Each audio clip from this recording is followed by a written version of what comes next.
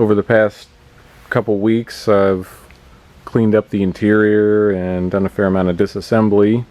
So when I bought it, it didn't have a key, so I didn't know if it ran or drove. So I did find the previous owner, and he was nice enough to send me the keys.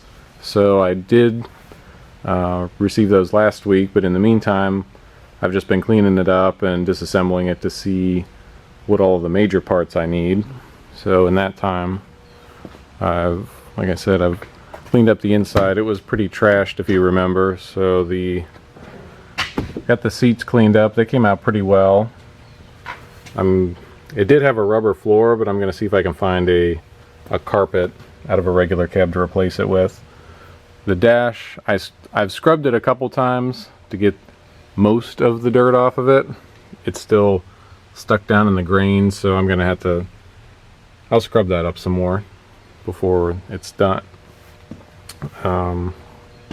Yes, the interior doesn't look too bad considering how bad it looked before.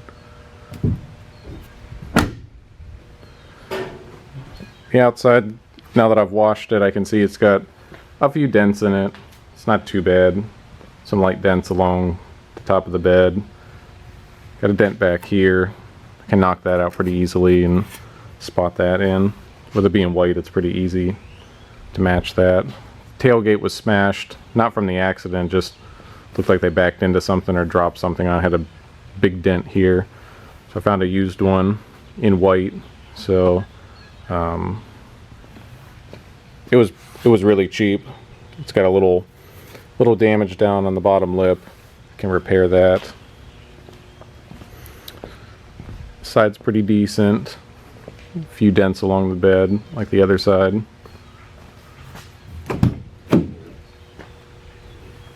Scrubbed up the door panels too. Those were pretty much orange with clay dust. Still need to do some more, but they look a lot better than they did before. Driver's seat came out pretty decent. Some more work to do on the steering wheel, but it was pretty much a horse bath just to get a good deal of the dirt off of it. And when I bought it, the steering link was broken, so I couldn't steer it. So I had a hell of a time rolling it into the garage, but it's in here now, and I ordered a new one and just put it on this morning. So let me get over here a little bit more. Yeah, so this drag link goes from the steering box over to the knuckle. Now I haven't started it yet. I've got the battery in it, and I've got the battery box tied up so it's not laying against the engine right now until I get another one. So I guess we'll try to fire it up.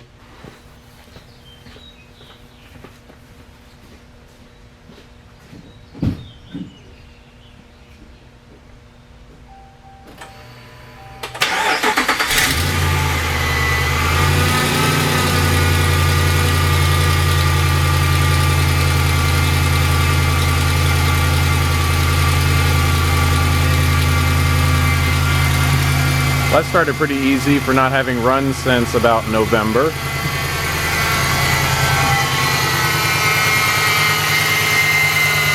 So it sounds like we've got a whiny power steering pump.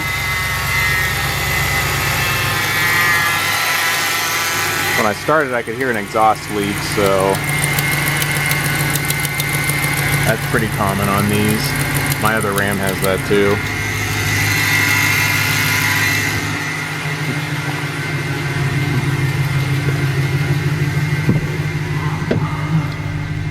See, 60,000 miles, almost 61,000.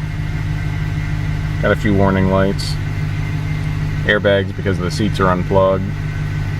ABS is because one of the ABS lines were cut in the accident, and also a brake line, so it has no brakes at the moment either.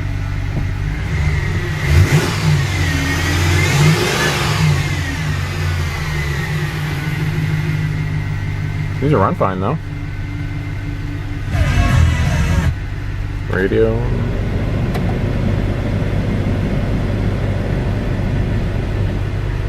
I heard the compressor kick on. The AC works.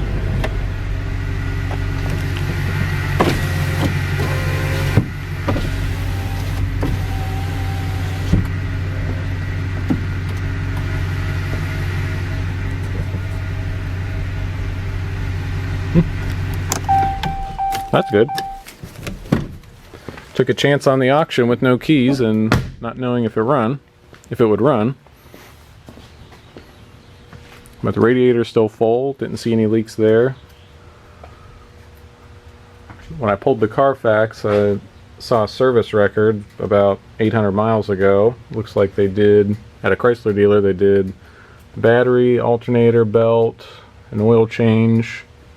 I think there was something else too. Oh, brake pads and rotors, all the way around.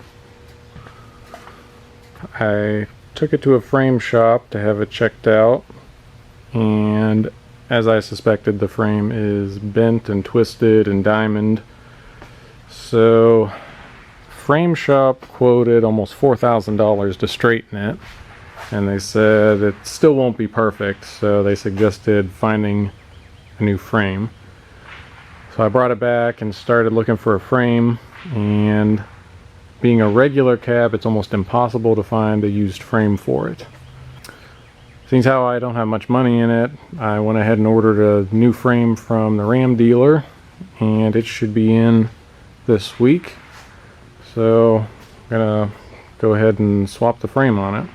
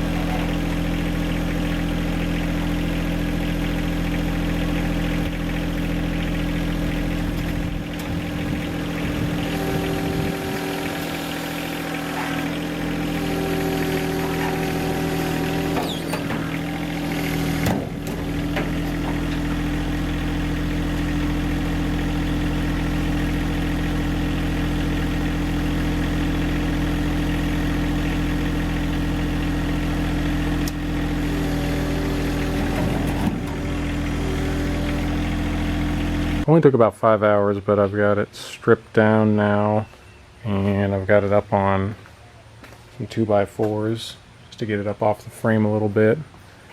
So yeah, the initial plan was to leave the cab and the cooling pack and everything all together, but the cab is a bit heavy for my tractor and my neighbor's tractor, so to save some weight, we ended up pulling the doors and the seats out of it.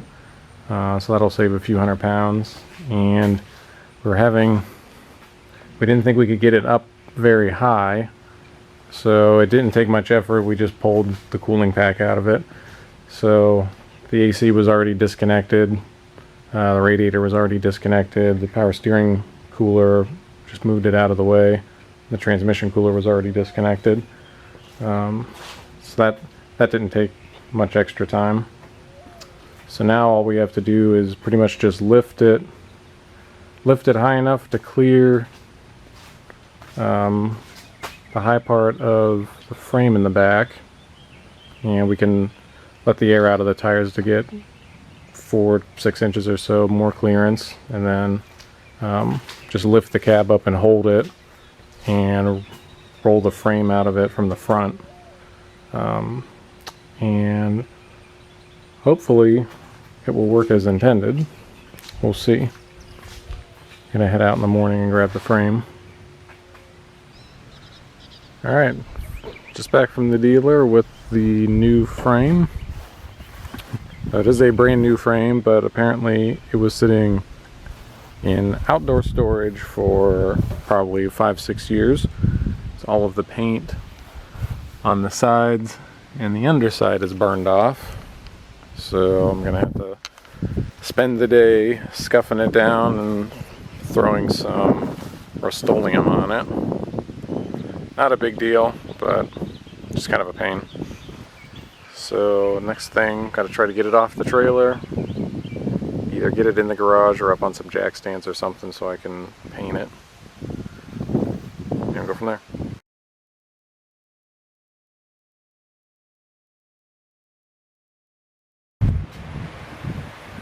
Alright, cab's ready to come off. Decided to do the engine hoist over here, bolted to the seat bolts. And it's already lifted up a little bit. Then on this side, take the front bucket of the tractor with a board on it, put it under the rocker, and lift it up over here. And while it's up in the air, got the Kubota hooked up to it, we'll pull the frame out from under it.